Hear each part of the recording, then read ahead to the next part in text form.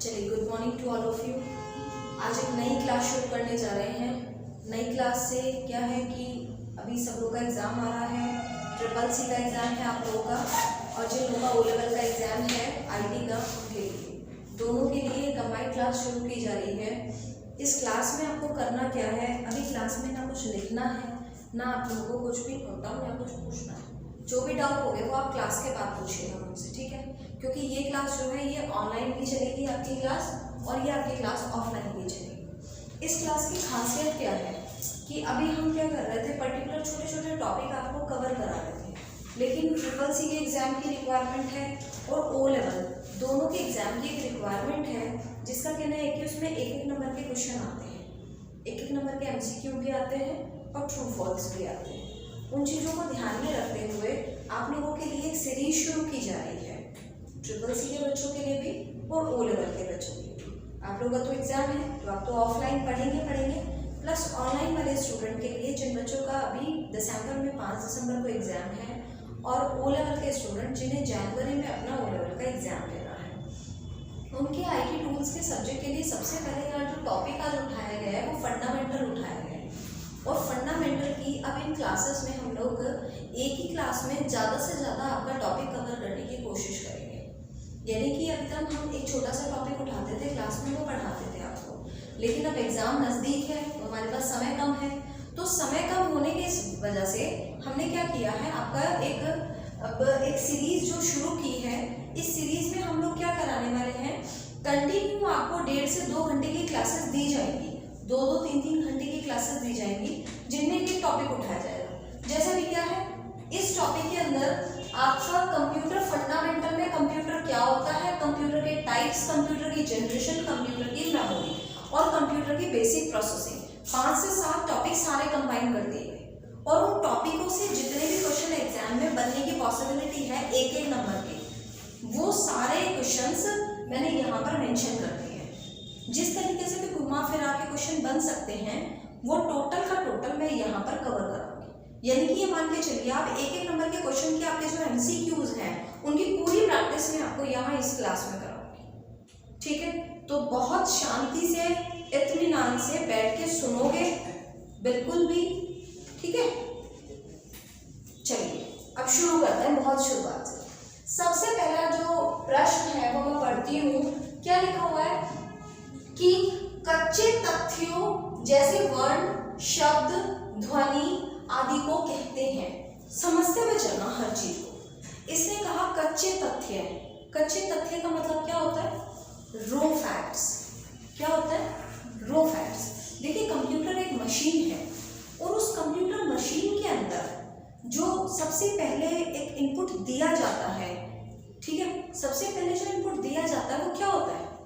वो रो फैक्ट्स होता है, यानी कि कच्चा तथ्य होता है। कच्चा तथ्य इन द सेंस कि अभी तक वो पूरी तरीके से एक इंफॉर्मेशन तैयार नहीं हुआ।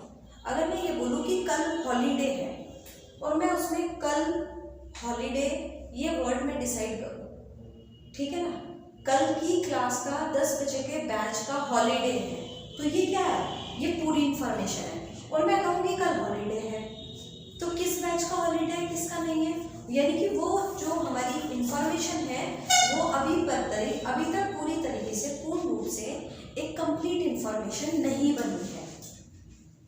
तो कंप्यूटर के अंदर जो सबसे पहले शुरुआत में प्रोसेसिंग से पहले, यानी कि जब तक ना प्रोसेसिंग हुई है, जब तक कोई आउटपुट जनरेट नहीं हुआ है, कंप्यूटर के अंदर जो सबसे पहले जो डाटा दिया जाता है वो आपका कच्चा मटेरियल होता है। ठीक उसी तरह जैसे कि मान लीजिए सपोज एक फैक्ट्री है, उसके अंदर कोई माल बनना है, तो सबसे पहले क्या जाता है?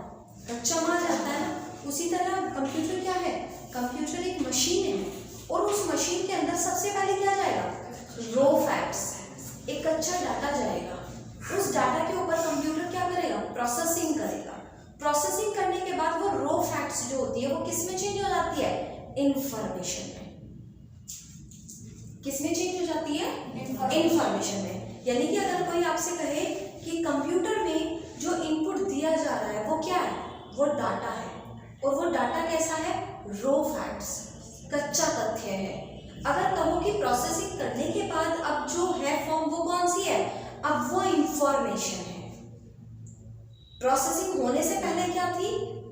रो फैक्ट से, कच्चा डाटा था, कच्चे तथ्य थे, एक रो मटेरियल था।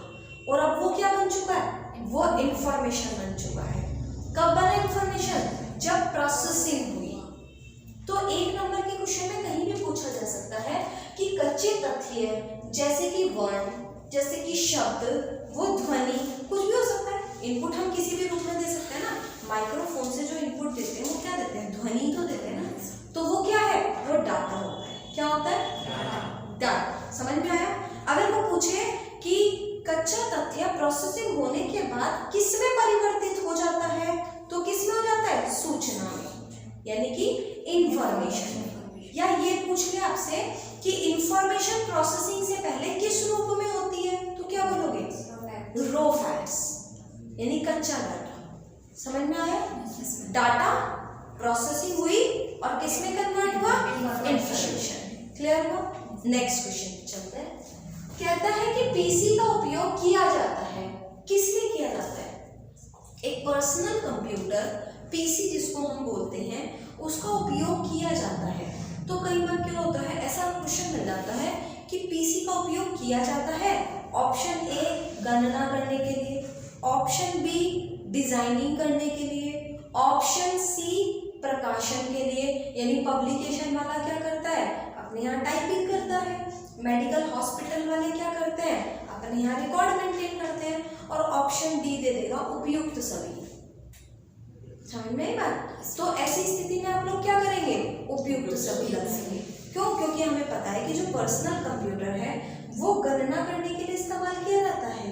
टोटल कैलकुलेशन जो की जाती है वो पर्सनल कंप्यूटर की क्या कहते हैं? अपने कंप्यूटर की मदद से की जाती है। उसके बाद क्या करता है?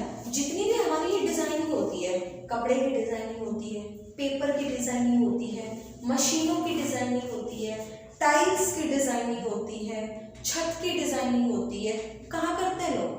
कंप्यूटर में। तो पर्सनल कंप्यूटर का इस्तेमाल क्या किया जाता है? डिजाइनिंग में किया जाता है, कैलकुलेशन करने में किया जाता है, और किसमें? प्रकाशन में और आदि और बहुत सारी जगह है जहां हम इसका इस्तेमाल करते हैं।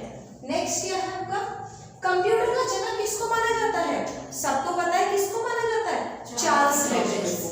कंप्यूटर का जनक चार्ल्स बेबेज को माना जाता है। नेक्स्ट, कंप्यूटर एक प्रोसेसिंग मशीन है। किस चीज की? देखिए, इसने कहा कि कंप्यूटर एक प्रोसेसिंग करती है, यानी कि क्या है? एक मशीन है जो किसको प्रोसेस करती है? हमारे डाटा को। और वो डाटा अगर पेज पे लिखा हुआ हो तो क्या होगा? मैनुअल डाटा, जिसको हम अपने हाथ से मैनेज करते हैं। जो मैनुअल डाटा होता है उसको हम हाथ से मैनेज करते हैं। लेकिन जब डाटा कंप्यूटर में चला गया तो वो मैनुअल डाटा कहलाएगा कि इलेक्ट्रॉनिक डाटा कहलाएगा? Electronic data. कौन सा डाटा हुआ? Electronic data. तो कंप्यूटर एक मशीन है जो इलेक्ट्रॉनिक डाटा को प्रोसेस करने का कार्य करती है। किसको प्रोसेस करती है? इलेक्ट्रॉनिक डाटा को प्रोसेस करती है। आगे देखिए, कंप्यूटर की उत्पत्ति किस लैटिन शब्द से हुई है और उसका क्या अर्थ है? हमने सबने पढ़ा था कि कंप्यूटर शब्द जो है उसकी उत्पत्ति एक लैटिन शब्द से हुई है जिसका नाम है कंप्यूट। और कंप्यूट का मतलब क्या है?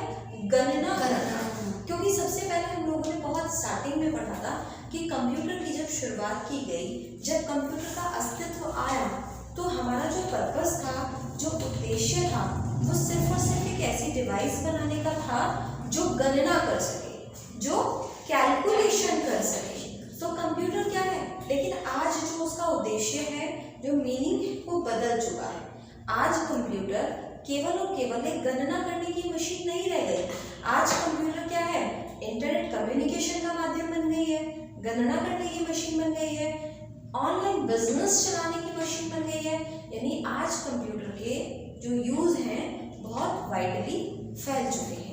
आज की हमारी डेली मर्रा की लाइफ में जो भी ऑफिस है, जो भी दफ्तर है, सरकारी दफ्तर है, वहाँ हर जगह कंप्यूटर की जो नीड है वो ज़रूरत बन चुकी है, जिसके बिना हम लोग अपना काम नहीं चला सकते।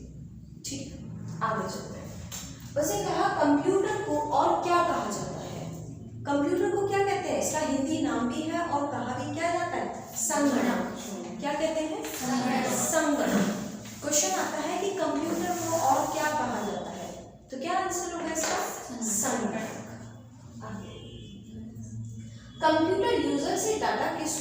कहता है, आप सुनिएगा।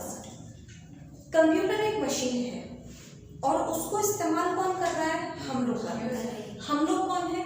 यूजर, एंड यूजर है हम लोग। तो हम लोग जब कंप्यूटर को यूज कर रहे हैं तो कंप्यूटर क्या कर रहा है? हम कंप्यूटर को कुछ दे रहे हैं और कंप्यूटर से कुछ ले रहे हैं।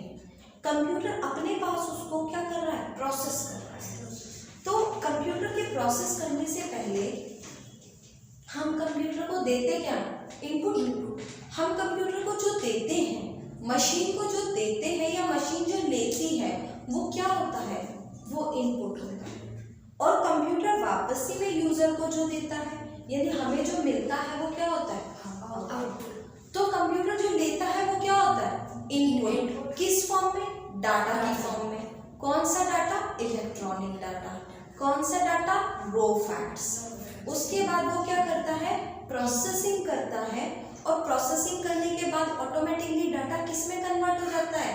एक प्रॉपर सूचना में, इंफॉर्मेशन में। और वो सूचना हम तक किस फॉर्म में आती है? आउटपुट की फॉर्म में। किस फॉर्म में आती है? आउटपुट। समझ में आई बात? कंप्यूटर की एक सीमा है। कंप्यूटर की एक सीमा है। क्या सीमा है? लिमिट्स है। अगर हम कंप्यूटर की लिमिट्स की बात करें तो उनकी कुछ लिमिट्स हैं। क्या? कि कंप्यूटर अपनी खुद की इंटेलिजेंसी से काम नहीं करता। कंप्यूटर पे जितना काम हो रहा है या जितना काम होना है, ये डिपेंड करता है किस पर? कंप्यूटर पे काम करने वाले यूजर पर। यूजर जितना इंटेलिजेंट और बुद्धिमान होगा, वो क्या करेगा? उतना बेहतर काम कर पाएगा। लेकिन वहीं पर अगर कोई भी दूसरा एक अनपढ़ आदमी बैठा हुआ है तो वो कंप्यूटर से उतना प्रोडक्टिविटी नहीं ले पाएगा। तो कंप्यूटर की लिमिट क्या है? कि वो सेल्फ बुद्धिमत्ता से, इंटेलिजेंसी से काम नहीं कर सकता। ठीक है। नेक्स्ट कहता है कि कंप्यूटर बूट नहीं कर सकता यदि उसमें ना हो। कई जगह ये क्वेश्चन मैंने देखा फ्लैश होता हुआ कि कंप्यूटर बूटिंग नहीं कर सकता। बूटिंग क्यों नहीं कर सकता? जब उसमें क्या ना हो? Operating system. क्योंकि बूटिंग किसकी वजह से होती है? Operating system. बूटिंग किसकी वजह से होती है? ऑपरेटिंग सिस्टम की वजह से। यानी कि हमारी जो कंप्यूटर की विंडो है उसी की वजह से बूटिंग होती है। तो अगर वो बूटिंग की प्रक्रिया कंप्यूटर में ऑपरेटिंग सिस्टम ही नहीं होगा, विंडो ही नहीं होगी, तो वो बूटिंग की प्रक्रिया काम नहीं करेगी। तो ये बोल रहा है कि बूट प्रक्रिया ना हो। ऐसा कब नहीं होगा? जब उसमें ऑपरेटिंग सिस्टम या विंडो नहीं हो।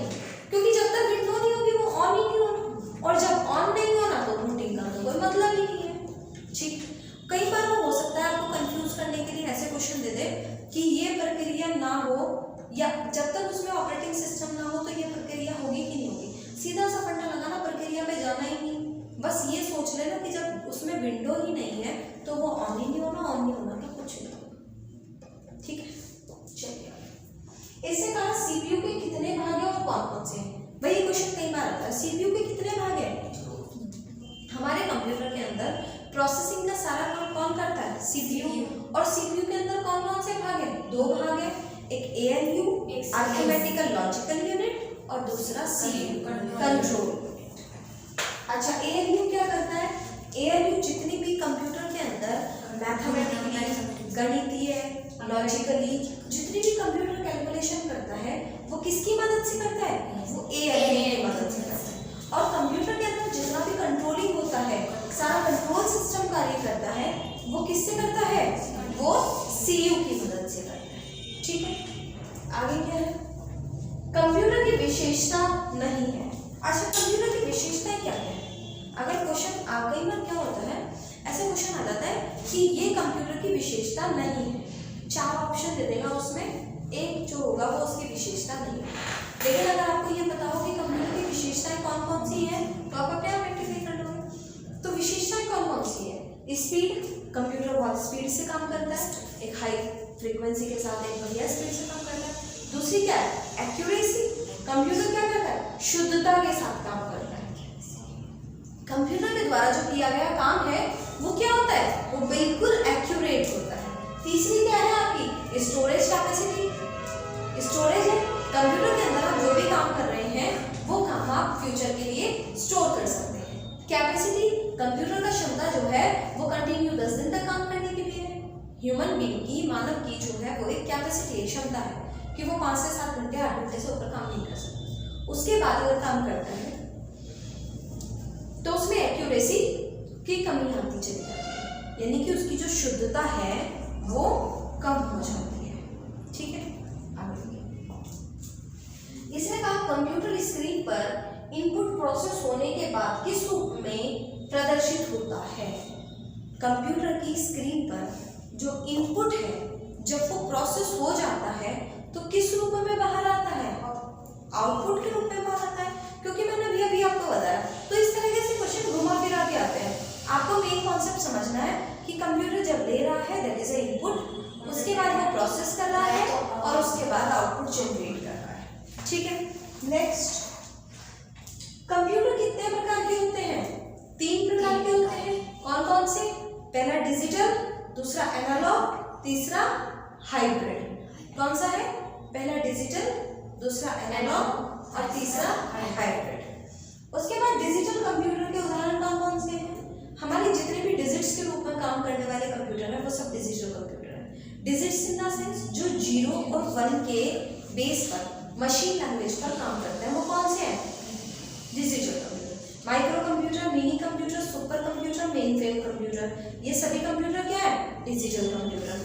अच्छा, जो भौतिक नेचर पे काम करते हैं, जैसे अभी टेम्परेचर चेक करना, जैसे अभी पानी का बहाव है, विद्युत धारा को चेक करना, जैसे जो प्रेशर है, दबाव है, उसको चेक करना, ताप को चेक करना, यानी फिजिकल नेचर की चीजों को मेजरमेंट करने वाली जो मशीनें होती हैं उनको कौन से कंप्यूटर बोलते हैं? Analogue computer. कौन से बोलते हैं? एनालॉग। और जिसमें डिजिटल और एनालॉग दोनों की प्रॉपर्टीज शामिल हो वो कौन सा होता है? Hybrid computer. कौन सा होता है? हाइब्रिड। देख लो आगे क्वेश्चन। इससे कहा ताप, दाब, गति आदि संकेतों के आधार पर कार्य करने वाले कंप्यूटर होते हैं। कौन से? Analogue computer. ताप, दाब, गति इन सब चीजों पर काम करने वाले कंप्यूटर कौन से होते हैं? Analogue computer. सुपर कंप्यूटर किसका उदाहरण है? Digital computer. मिनी कंप्यूटर किसका उदाहरण है? Digital computer. Main frame computer किसका उदाहरण है? Digital computer. माइक्रो कंप्यूटर किसका उदाहरण है? डिजिटल, क्योंकि ये सब कंप्यूटर डिजिट्स पर काम करते हैं। और जो फिजिकल नेचर के मेजरमेंट पे काम करता है, मापने पे काम करता है, वो कौन है? एनालॉग। और जो दोनों के फीचर्स रखता है वो हाइब्रिड है। समझ में आई बात? याद होता चलेगा साथ के साथ। ठीक है, चलिए अब आगे। इसने कहा कंप्यूटर के वर्गीकरण के आधार पर कंप्यूटर का एक प्रकार नहीं है। अब देखो, एक क्वेश्चन मैंने एग्जाम में 2-3 जगह लिखा हुआ क्या था कि वर्गीकरण के आधार पर कंप्यूटर का एक प्रकार नहीं है।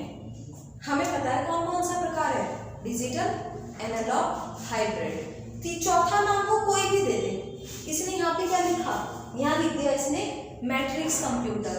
पढ़ा तुमने मैट्रिक्स कंप्यूटर? है? नहीं पढ़ा ना? प्रिंटर है ना?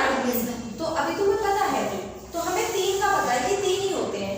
उसके बाद चौथा नाम कोई सा भी आ जाए वो नहीं है। तो ऐसा नहीं है कि वो आपसे ये पूछे कि ताप और दाब मापने वाला कंप्यूटर कौन सा है, हमें पता है एनालॉग है। वो ये भी पूछ सकता है कि कौन सा कंप्यूटर का प्रकार नहीं है। ठीक है, चलिए अब इसने कहा डिजिटल कंप्यूटर के प्रकार कौन से हैं? डिजिटल कंप्यूटर के प्रकार कौन कौन से भाई? Super computer, micro computer, mini computer और मेन फ्रेम कंप्यूटर। तो आप बंद करके कहीं हो सकता है कंफ्यूज करने के लिए कह दे कि मेन फ्रेम कंप्यूटर उदाहरण है, digital computer, analogue computer, hybrid computer. तो तुम कंफ्यूज हो जाओ।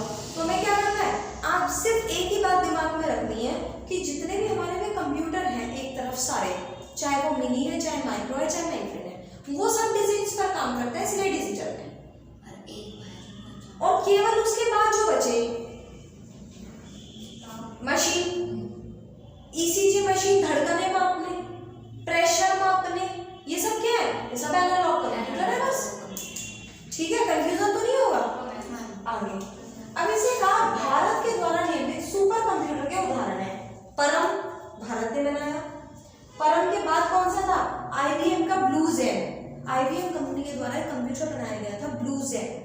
ये दोनों कंप्यूटर किसके हैं? भारत में। लेकिन अगर क्वेश्चन आ जाए विश्व का सबसे तेज सुपर कंप्यूटर कौन सा है? तो वो कौन सा है? समिट। कौन सा है? समिट। मतलब सिर्फ सुपर कंप्यूटर वाले वर्ड में ध्यान मत देना, ये देखना कि वो सबसे तेज पूछ रहा है या भारत का पूछ रहा है। ठीक है, अगर पूछता है कि सबसे तेज सुपर कंप्यूटर कौन सा है, समिट। भारत का बनाया हुआ है तो ब्लू जेन और परम है। ठीक है, आगे चलते हैं। माइक्रो कंप्यूटर के उदाहरण है। अब माइक्रो कंप्यूटर के उदाहरण कौन से हैं? Desktop, PC, laptop, tablet, PDA, ये सब क्या है? ये सब आपके माइक्रो। हम लोग जो कंप्यूटर यूज करते हैं वो डिजिटल कंप्यूटर के कौन से पार्ट का कंप्यूटर है? माइक्रो कंप्यूटर वाले। सुपर कंप्यूटर तो रिसर्च में इस्तेमाल किए जाते हैं, बड़े बड़े सुपर कंप्यूटर, पता है ना सबको। पर्सनली हम लोग जो कंप्यूटर यूज करते हैं वो कौन से हैं? वो माइक्रो कंप्यूटर है। लैपटॉप यूज करते हैं वो कौन से हैं? Micro computer. स्मार्टफोन हम यूज करते हैं वो कौन से हैं? Micro computer. बात समझ में आ रही है? टैबलेट हम लोग यूज करते हैं वो कौन से हैं? Micro computer. हम लोग हथेली पे रख के जो छोटी छोटी पाम टॉप चलाते हैं, टैब चलाते हैं, वो क्या है? Micro computer. समझ में आई बात? अब इसे ना कंप्यूटर सेंटर में संचार का माध्यम होता है।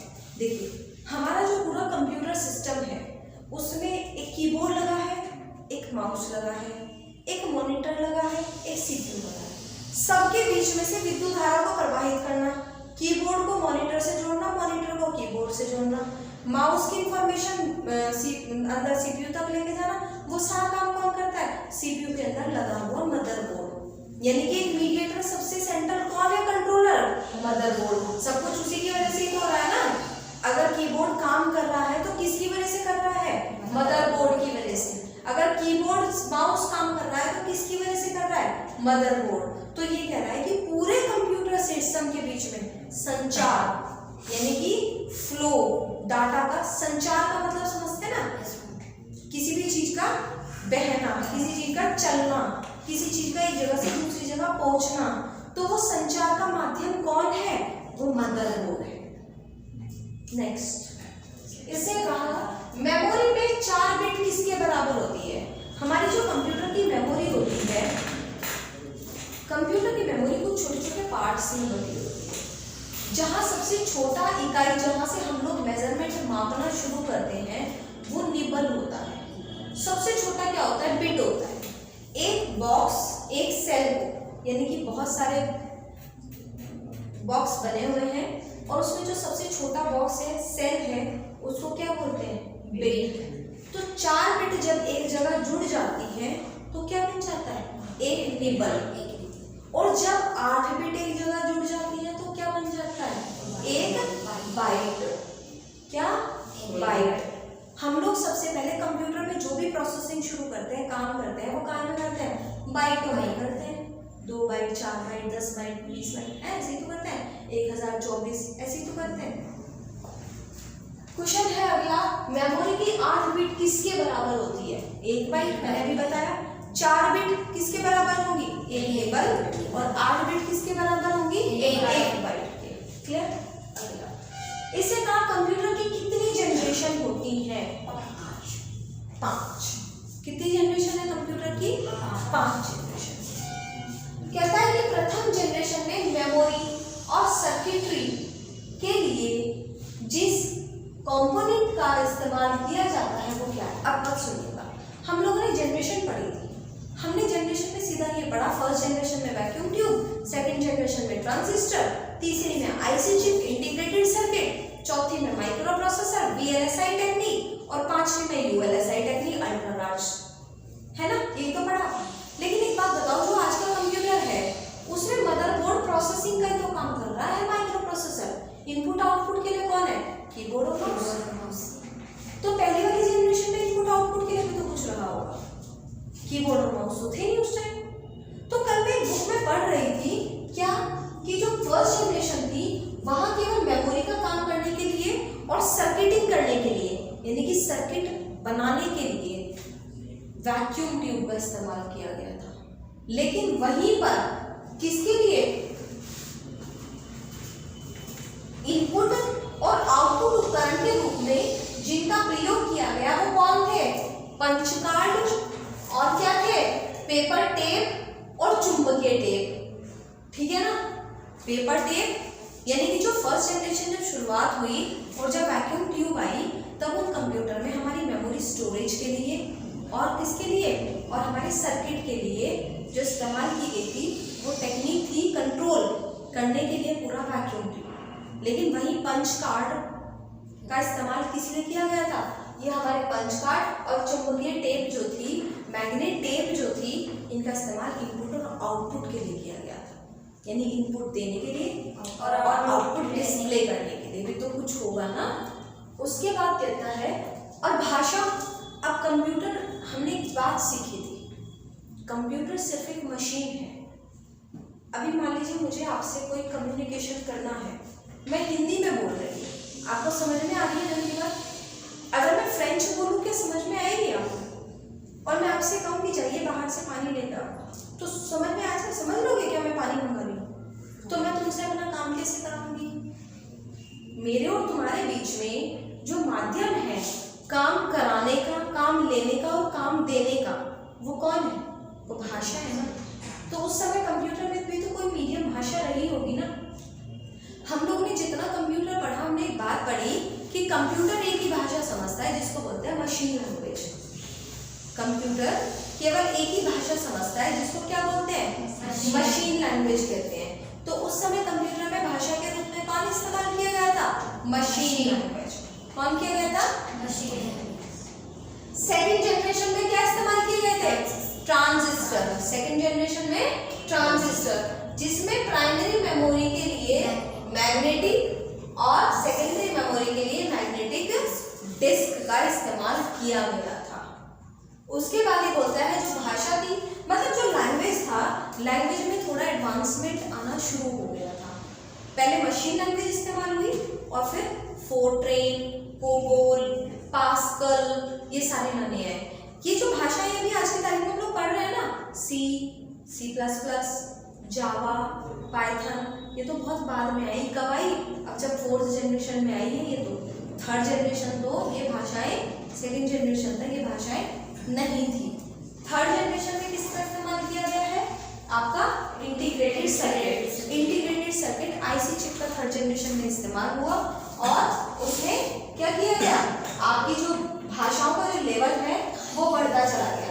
फोर्ट्रेन, कोबोल, पास्कल, बेसिक, ये सभी भाषाएं हमारी थर्ड जनरेशन तक आते आते आ गई थी। उसके बाद आती है आपकी फोर्थ जनरेशन। फोर्थ जनरेशन और फिफ्थ जनरेशन में बस थोड़ा सा फर्क है।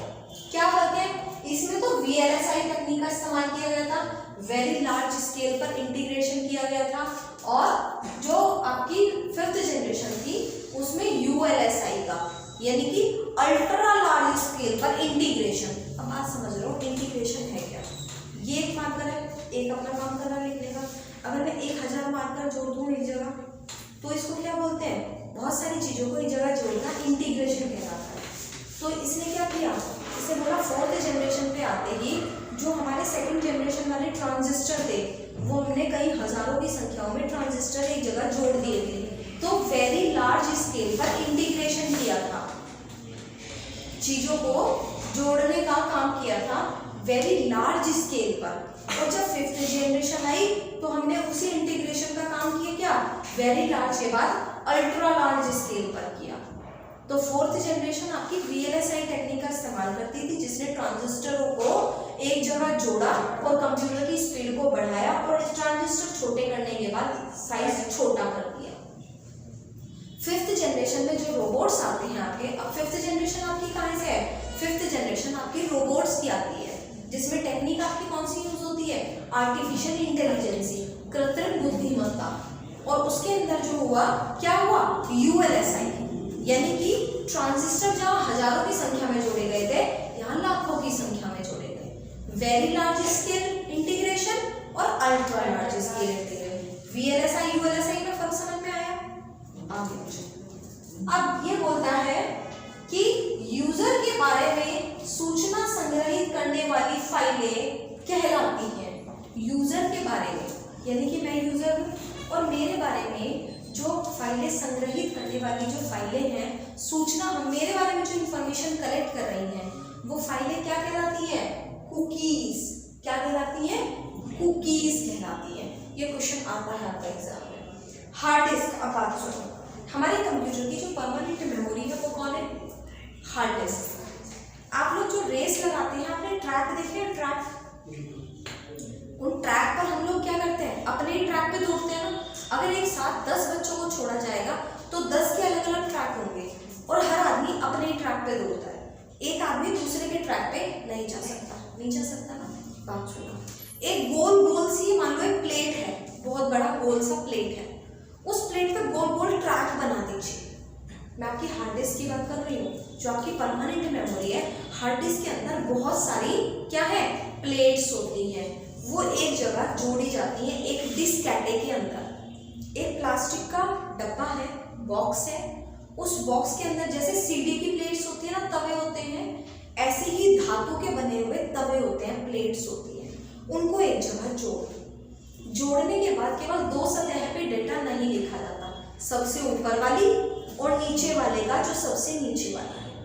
ऊपर वाली प्लेट का तो सबसे ऊपर वाली सतह है और नीचे वाले प्लेट के सबसे नीचे वाली, और बहुत बारीक जैसे कि सर का बाल, इस तरह के महीन उनपे ट्रैक बने हुए हैं, बारीक बारीक ट्रैक, जिन्हें आप शायद अगर लेंस के जरिए देखोगे, सीडी को जो आपका माइक्रोस्कोप होता है, आप उसके जरिए देखोगे तो आपको हजारों में ट्रैक दिखाई देगा। करीब अंदाजा एवरेज होता है 0 से 1023 तक ट्रैक होते हैं।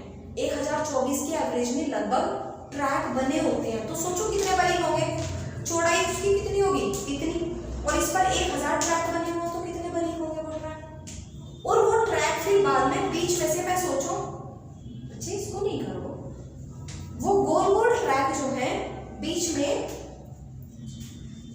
पार्टीशन में बटे हुए हैं, तो जो सबसे छोटे वाला हिस्सा बना होगा वो कितना बारीक होगा? छोटा सा होगा ना सबसे छोटा। तो ट्रैक, ये गोल गोल जो होते हैं, लंबे लंबे, वो क्या होते हैं? ट्रैक। और ट्रैक के जो बीच में छोटे छोटे पार्टीशन कर दिए जाते हैं, उनको बोलते हैं सेक्टर।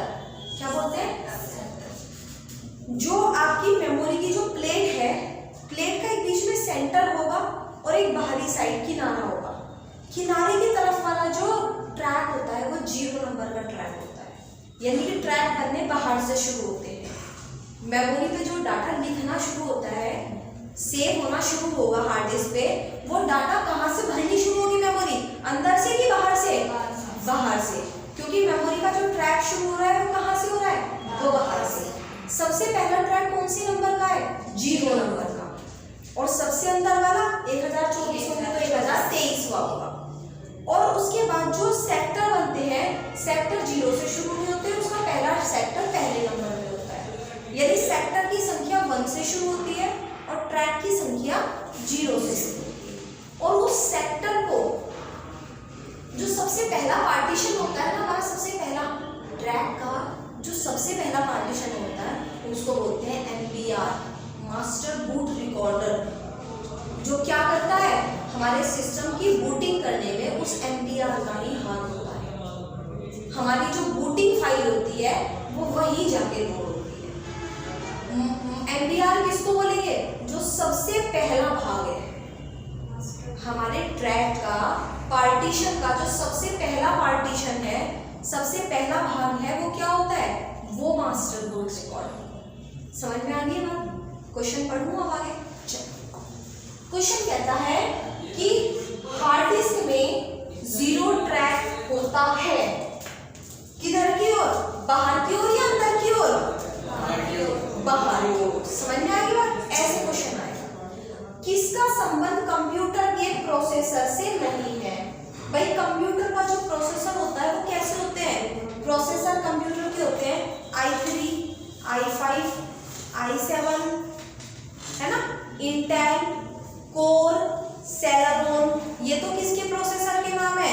कंप्यूटर के। और एंड्रॉइड किसका प्रोसेसर है? मोबाइल। तो ये कह रहा है, इसने ऑप्शन दे दिया, किसका संबंध कंप्यूटर के प्रोसेसर से नहीं है? किसका नहीं है? एंड्रॉइड।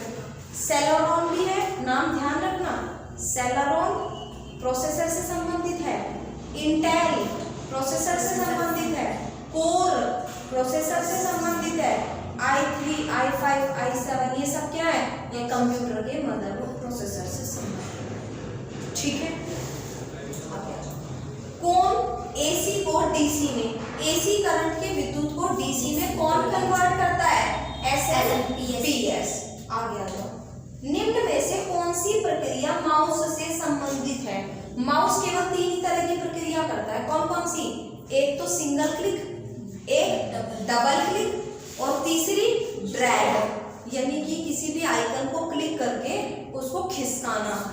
अगर उसको हम स्क्रीन पर खिसका रहे हैं तो हमारा हाथ जिस माउस पे है उसको भी तो खिसका रहे होंगे, तो हम कंप्यूटर की टेक्निकल लैंग्वेज में उसको खिसकाना नहीं बोलते, क्या बोलते हैं, ड्रैग।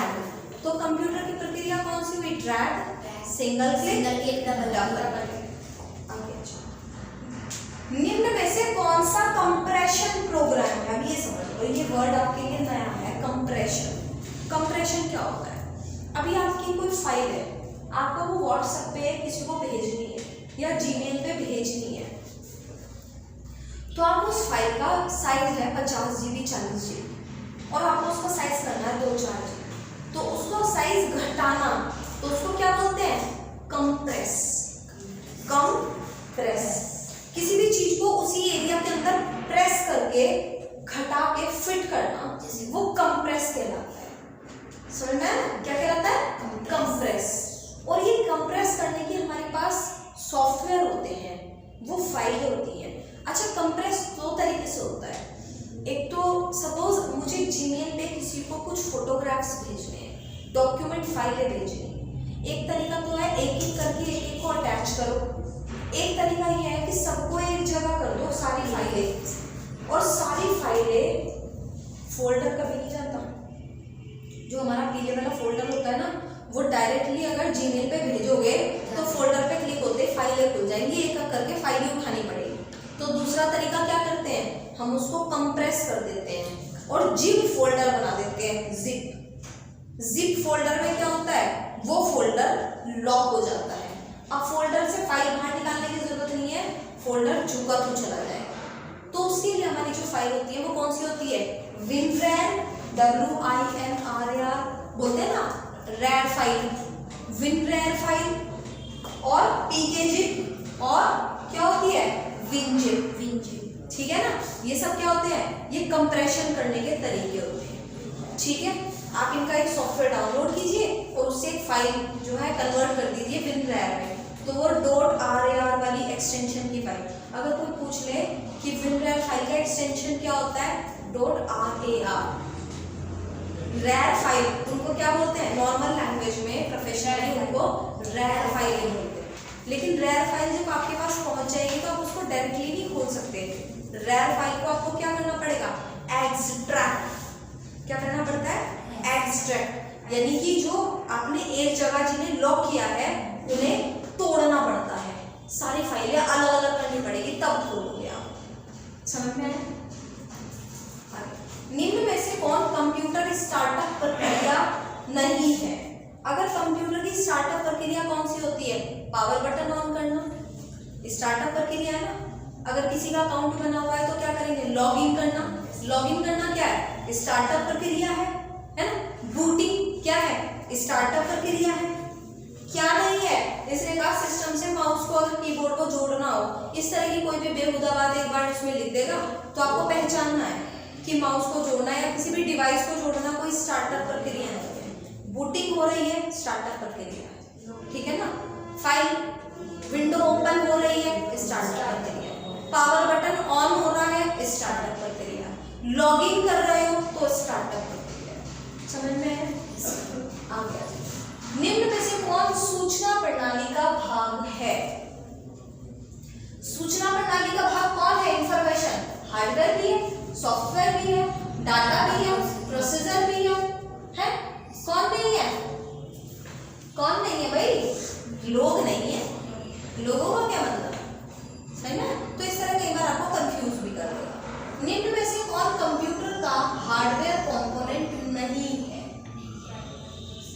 क्यों भाई, कौन नहीं है, वो उसमें आपको कोई भी ऐसा हार्डवेयर कंपोनेंट नहीं है, कोई ऐसा नाम दे देगा। अब जैसे क्या है, सेकेंडरी मेमोरी क्या है, हार्डवेयर है, क्योंकि वो हार्ड डिस्क है। ये क्या है? एक हार्डवेयर पार्ट है। समझ में आई बात? क्लियर है? हाँ, उसे कहा कौन प्रोसेसर से संबंधित है?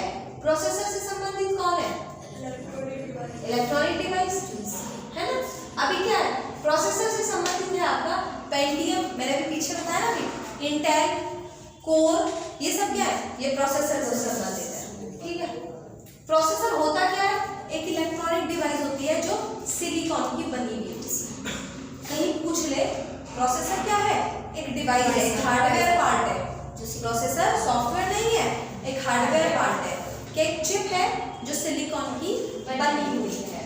किस उपकरण में कोई गतिशील अंग नहीं होता? सॉलिड स्टेट में। अगर कोई भी सॉलिड है कोई स्टेट तो गतिशील नहीं होगी। गतिशील मतलब, गतिशील का मतलब होता है वो चीज जो मूवमेंट कर रही हो, मूविंग कर रही हो। तो कोई भी वस्तु अगर सॉलिड स्टेट में है तो वो गतिशील नहीं है। अब इसने कहा, देखो क्वेश्चन आ गया, डिस्क का प्रथम सेक्टर, सबसे पहला सेक्टर हार्ड डिस्क का, को किस नाम से जाना जाता है? MBR, master book. ट्रैक पर जब पार्टीशन हो रहा है तो जो सबसे पहला सेक्टर होगा वो किस नाम से जाना जाता है? MBR, जिसके द्वारा ही आपकी बूटिंग की प्रक्रिया चलती है।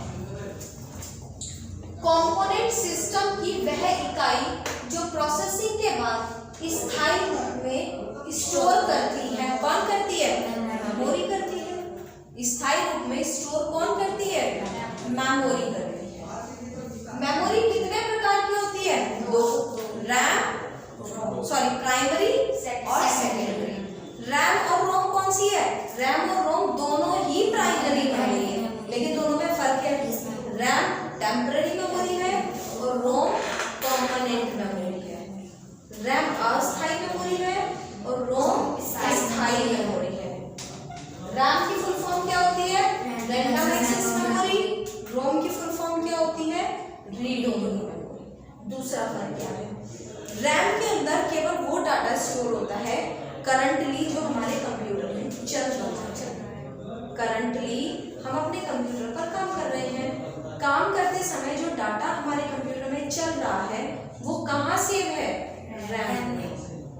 और हमारा कंप्यूटर जब बनाया गया था, कंप्यूटर की जो कॉन्फ़िगरेशन है, यानी जिन कॉन्फ़िगरेशन के हिसाब से हमारा CPU काम करता है वो कौन है? वो रोम में है, जो सिर्फ और सिर्फ रीड करने, यानी CPU रोम में लिखे हुए डाटा को केवल पढ़ सकता है, लेकिन उसे चेंज नहीं कर सकता, अपडेट नहीं कर सकता। सभी गणितीय व तार्किक क्रियाएं किसके द्वारा की जाती हैं? CPU का भाग, किसका? ALU। CPU के किस हिस्से के द्वारा की जाती है? ALU के द्वारा। सर्वप्रथम कंप्यूटर की शुरुआत चीन में किस रूप में हुई थी? एबेकस। सबको पता है कि शुरुआत ही कंप्यूटर की कहां से हुई? चीन से हुई थी। और किसके रूप में हुई थी? एबेकस के रूप में हुई। कंप्यूटर कितने कंपोनेंट मिलकर बना है? दो, हार्डवेयर और सॉफ्टवेयर। कंप्यूटर के उन उपकरणों को जिन्हें हम छू सकते हैं क्या कहते हैं? हार्डवेयर। कंप्यूटर के वो उपकरण जिन्हें हम छू सकते हैं उनको क्या कहते हैं? हार्डवेयर। वो एप्लीकेशन प्रोग्राम जो कंप्यूटर स्क्रीन पर चलते हैं उन्हें क्या बोलते हैं? सॉफ्टवेयर। कंप्यूटर, हाँ सुनो, कंप्यूटर की डाटा में जो आई त्रुटि होती है, जब हम कंप्यूटर पर काम करते हैं और उसमें जो त्रुटि आ जाती है, गलतियां आ जाती हैं, उन कंप्यूटर की गलतियों को क्या कहते हैं? एरर्स को बग्स। क्या कहते हैं? बग्स। क्या होती है? Bugs, BUGS, bugs. अच्छा, दूसरी बात सुनो, जब एरर आई है तो उसको रिमूव भी करना पड़ेगा। जो कंप्यूटर के अंदर एरर आई है, गलतियां आई हैं, उनको रिमूव भी तो करना पड़ेगा ना, बाहर भी तो निकालना पड़ेगा ना। तो उनको दूर करने का जो प्रक्रिया होती है उसको बोलते हैं डिबगिंग। जो गलतियां हैं, एरर है, उनको क्या बोलते हैं? बग। और बग को रिमूव करना डिबगिंग। क्या कहलाता है? डिबगिंग। कंप्यूटर में हम लोग जो बनाते हैं वो सॉफ्टवेयर्स बनाते हैं। इसने कहा कंप्यूटर में आई बग्स को रिमूव करने के लिए डिबगिंग। कंप्यूटर में बनाए गए एप्लीकेशन प्रोग्राम किस पर्पस के लिए बनाए गए हैं, उसकी चेकिंग करने की प्रक्रिया कहलाती है टेस्टिंग। क्या कहलाती है? टेस्टिंग।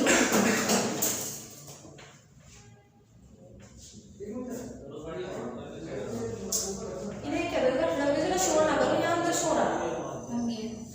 खोल से नहीं, पेट से नीचे से बोल दो एक बार। किसका शोर आ रहा है? इधर जरा उधर शांति रखो थोड़ी सी।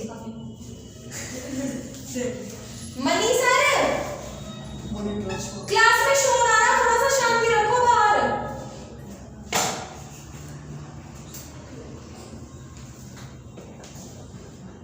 कंप्यूटर की क्या होते हैं हम लोग? टेस्टिंग। बात सुनिए, टेस्टिंग होती क्या है? हम लोग जब भी सॉफ्टवेयर बनाते हैं वो किसके लिए बनाते हैं? किसी पर्पस के लिए बनाते हैं ना।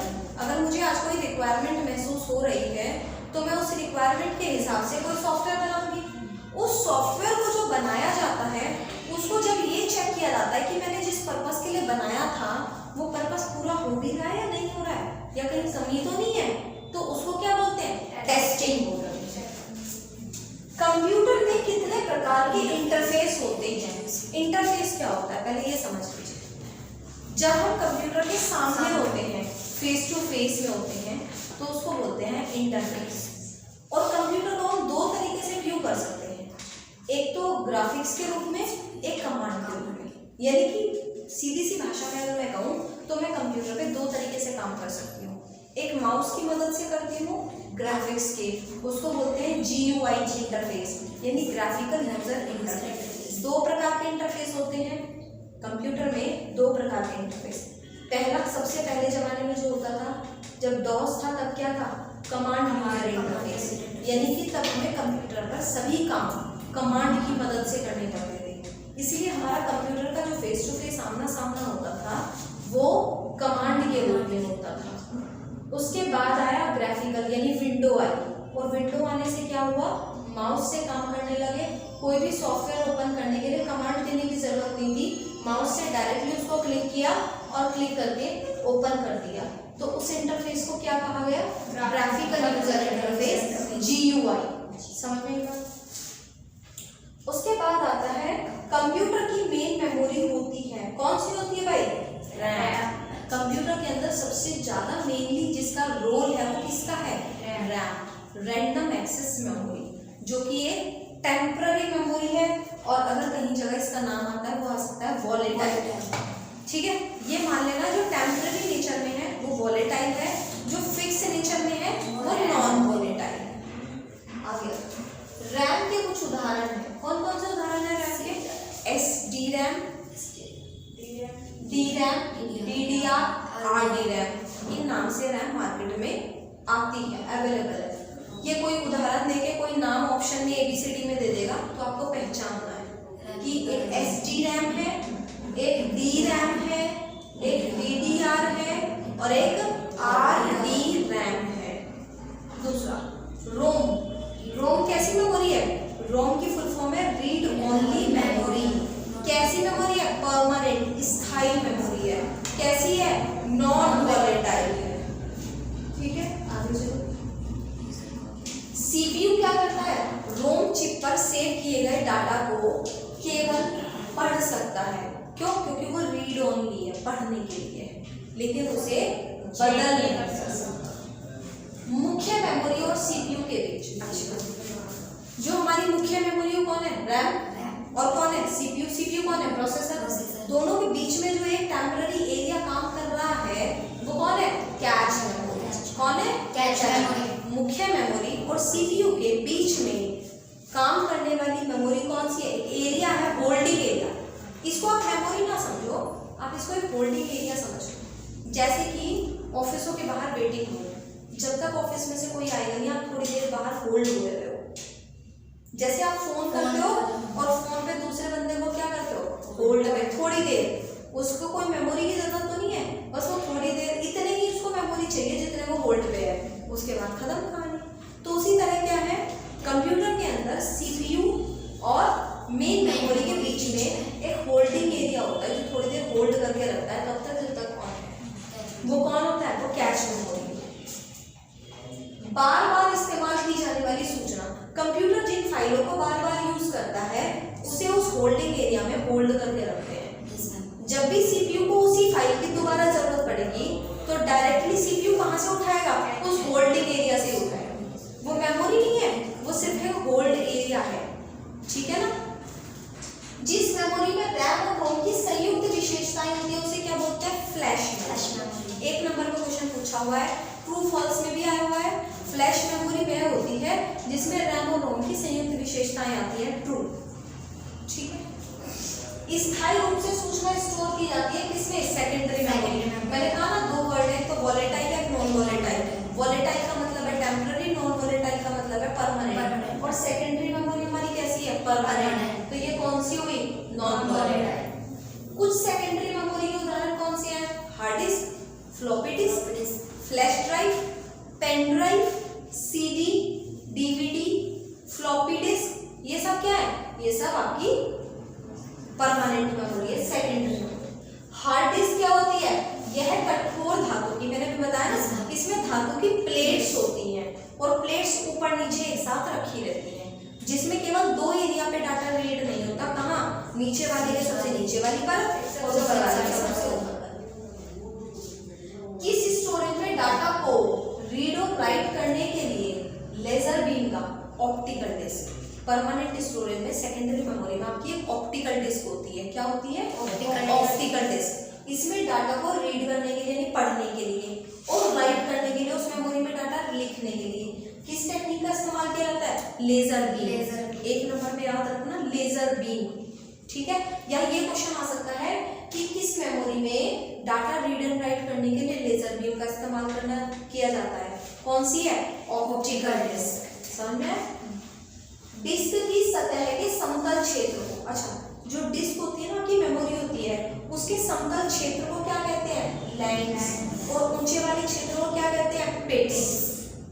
मेमोरी जो डिस्क है उसका समतल एरिया कौन सा होता है, लैंड्स, और ऊंचा वाला एरिया क्या होता है, पिट्स होता है। डीवीडी की फुल फॉर्म क्या होती है, आती है कहीं पर, digital versatile disc, digital versatile disc. DVD की स्टोरेज क्षमता कितनी होती है, 4.7 GB से 17 GB। ब्लू रे डिस्क क्या होती है, तो आज की तारीख में ना सबसे ज्यादा हाई डेफिनेशन की यूज करने वाली जो आपकी डिस्क है वो कौन सी है, वो ब्लू रे डिस्क है।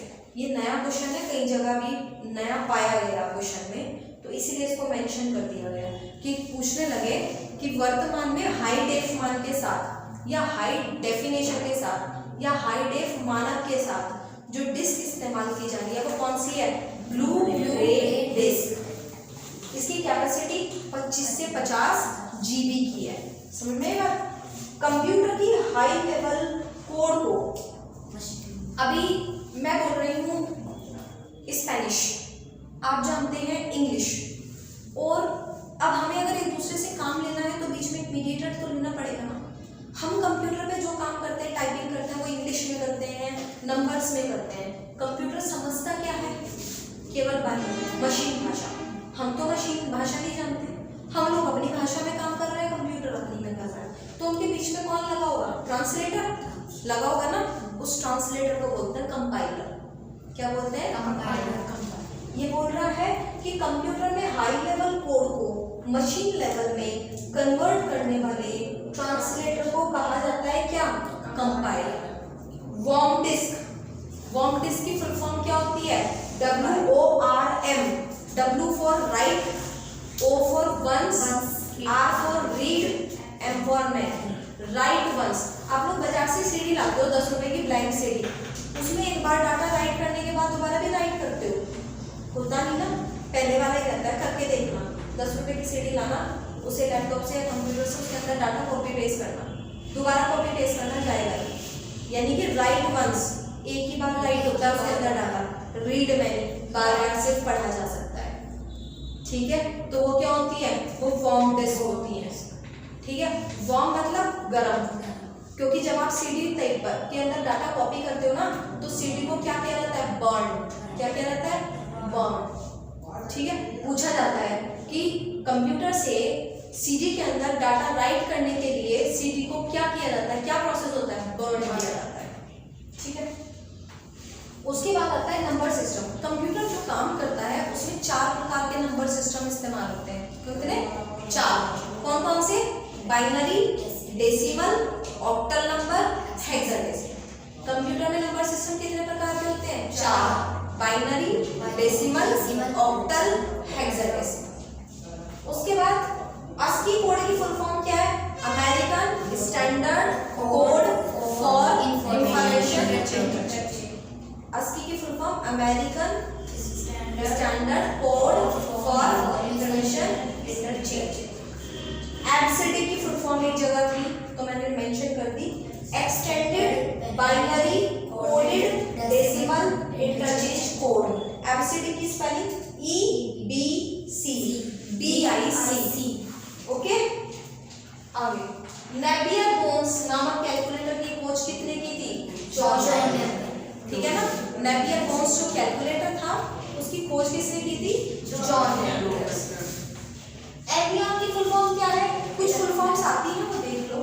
एनियॉन की electronic numerical integrated and computer.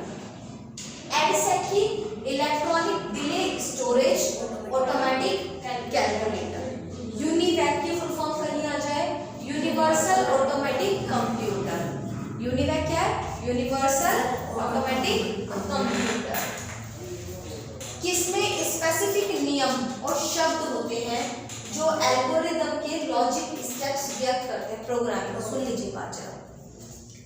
हम जब भी कोई भी सॉफ्टवेयर बनाने जाते हैं, सपोज मैं एक सॉफ्टवेयर डेवलपर हूँ और मैं एक सॉफ्टवेयर बनाने जा रही हूँ। सॉफ्टवेयर के लिए मुझे सबसे पहले चाहिए कि भाषा। मैं C लैंग्वेज, C++, जावा किसी का इस्तेमाल करूँ। उस भाषा के अंदर मुझे पहले उस सॉफ्टवेयर का क्या बनाना पड़ता है? ओवरव्यू बनाना पड़ता है। आप लोग भी जब कोई काम करते हैं, कोई प्लानिंग करते हैं तो पहले क्या बनाते हैं? ओवरव्यू। उस ओवरव्यू को आइडिया जो लॉजिक, यानी कि आप पहले सोचो इसका सेटअप लगा के रख लो, फिर इसको फेयर रफली कर लेंगे। तो जो रफली वर्क होता है उसको बोलते हैं एल्गोरिदम। क्या बोलते हैं? एल्गोरिदम। यानी कि अगर मैं आपसे कहूँ एक बच्चा है, मैं उसको सिखाऊं चाय बनाना, कपड़े धोना, तो मैं उसको पहले कपड़े धोने का या चाय बनाने का एल्गोरिदम बताऊंगी, तब उसको समझ में आए। मैं बोलूँगी स्टेप 1, यानी कि किसी भी प्रॉब्लम का, अपनी लाइफ की प्रॉब्लम हो, सॉफ्टवेयर की प्रॉब्लम हो, टेक्निकल प्रॉब्लम हो, किसी ने आपकी साइट चुरा ली हो, हैकिंग कर ली हो, तो वो क्या है? वो एक प्रॉब्लम है। उस प्रॉब्लम का सॉल्यूशन जो मैं स्टेप बाय स्टेप लिखती हूँ ना, फर्स्टली ये कीजिए, स्टेप 2 ये कीजिए, स्टेप 3 फ्राई पैन उठाइए, स्टेप 4 दूध डालिए, स्टेप 5 चाय को उबालिए, फिर सर्व कीजिए और फाइनल प्रॉब्लम सॉल्व। उसी तरह फाइनली कोई किसी फाइल हैक हो गई है साइट, तो मैं बोल रही हूँ फर्स्टली आप IP एड्रेस ट्रैक कीजिए, सेकंड ये कीजिए, थर्ड। तो ये स्टेप बाय स्टेप जो प्रॉब्लम का सल्यूशन लिखा जाता है इसको बोलते हैं एल्गोरिदम। और इस एल्गोरिदम को फिर हम क्या करते हैं? सीधा प्रोग्रामिंग भाषा के अंदर कन्वर्ट करके अपना सॉफ्टवेयर बनाना लगते हैं। सॉफ्टवेयर बनाने से पहले उसका क्या लिखा रहता है? एल्गोरिदम। और स्टेप बाय स्टेप लिखने के बाद उन लॉजिकल स्टेप्स को फाइनली किसमें कन्वर्ट किया? प्रोग्राम। किसमें कन्वर्ट किया जाता है? प्रोग्राम। यह एक इलेक्ट्रॉनिक डिवाइस है जो डाटा को डाटा क्या? रो फैक्ट्स सबसे पहले पढ़ा था, उसको किसमें? सूचना में परिवर्तित कर प्रोसेस करती है। कौन करता है काम? कंप्यूटर करता है। कोई ये नहीं पूछने का कंप्यूटर क्या होता है या इलेक्ट्रॉनिक मशीन किसे कहते हैं? कंप्यूटर। घुमा फिरा के क्वेश्चन पूछेगा, एक इलेक्ट्रॉनिक डिवाइस जो डाटा क्या होता है? कच्चा मटेरियल, रो फैक्ट्स। उन रो फैक्ट्स को प्रोसेस करके किसमें कन्वर्ट करता है? सूचना में, इंफॉर्मेशन। कौन करता है? कंप्यूटर करता है। कंप्यूटर में KB का पूरा नाम क्या होता है? किलोबाइट। फ्लॉपी डिस्क में डाटा किन पर रिकॉर्ड किया जाता है? ट्रैक्स। बताया था ना, फ्लॉपी डिस्क और हार्ड डिस्क, उसमें क्या बने होते हैं? ट्रैक्स। तो उनमें डाटा किस पर रिकॉर्ड होता है? ट्रैक्स पर। और ट्रैक्स के अंदर किस में फीड होता है? सेक्टर्स। सबसे पहले सेक्टर को क्या कहते हैं? MBR, master book record. Computer का वह भाग जिसे छुआ जा सकता है, रिपीट हो गया क्वेश्चन, हार्डवेयर। आपके कंप्यूटर का एवरीथिंग, सब कुछ कंपोनेंट अगर मिला दे तो क्या बोलेंगे? बस हार्डवेयर और सॉफ्टवेयर। पूरा कंप्यूटर 2 ही शब्दों में समेट दिया जाता है, हार्डवेयर। अगर मैं कहूँ कंप्यूटर को, पूरे कंप्यूटर को एक वर्ड में दो, तो कंप्यूटर क्या है? हार्डवेयर और सॉफ्टवेयर ही है बस। पर किसका कंटेंट डिलीट होता है? मेमोरी का। कौन सी मेमोरी का? रैम का। ठीक है, किसका कंटेंट डिलीट होता है? रैम का। किसी भी कंप्यूटर में सबसे छोटी यूनिट क्या होती है? बिट। वायरस की फुल फॉर्म क्या होती है?